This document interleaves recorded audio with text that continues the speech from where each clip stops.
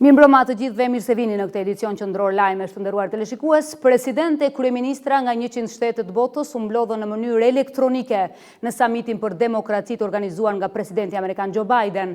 Mes tyre pjesëmarrës është edhe presidentja e Republikës së Kosovës Vjosa Osmani. Në fjalën e saj, ajo paraqiti pikat kryesore të zotimeve të Kosovës në fushën e sundimit të ligjit, bashkëpunimit ndërkombëtar në luftimin e autokracive, fuqizimit të rolit të grave në shoqëri dhe krijimit të mekanizmave për të siguruar zbatimin e zotimeve.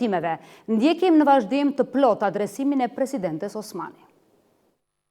Dear President Biden, esteemed participants, I speak to you as the President of the Republic of Kosovo, one of the youngest yet most vibrant democracies in the world. Kosovo will soon mark 14 years of independence, but we have fought authoritarian and genocidal regimes for much longer than that.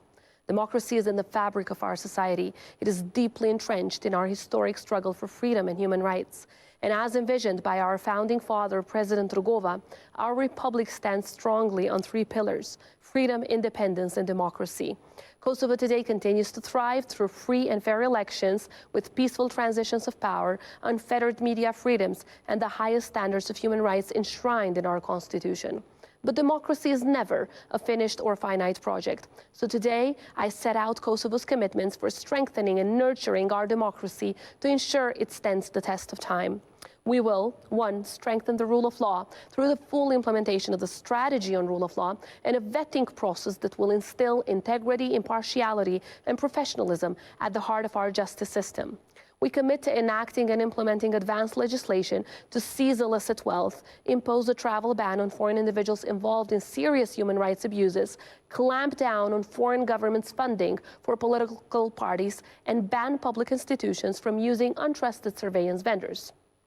Two, bolster the role of women in our society by initiating proceedings to harmonize all relevant laws with the provisions of the law on gender equality to guarantee women's rightful place in public institutions and decision-making roles.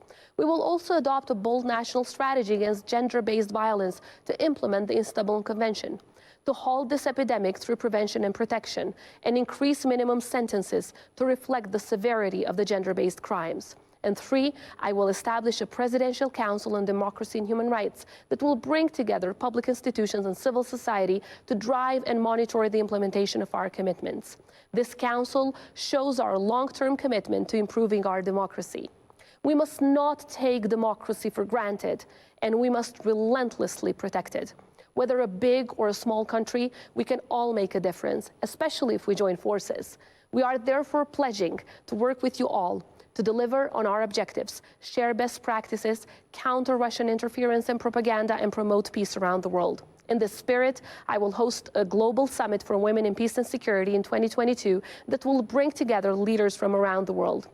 In the struggle between democracy and autocracy, history teaches us that appeasement of autocrats never works. Today is more than a summit. It is our collective voice rejecting autocratic tendencies, and it is our collective voice standing up for democracy.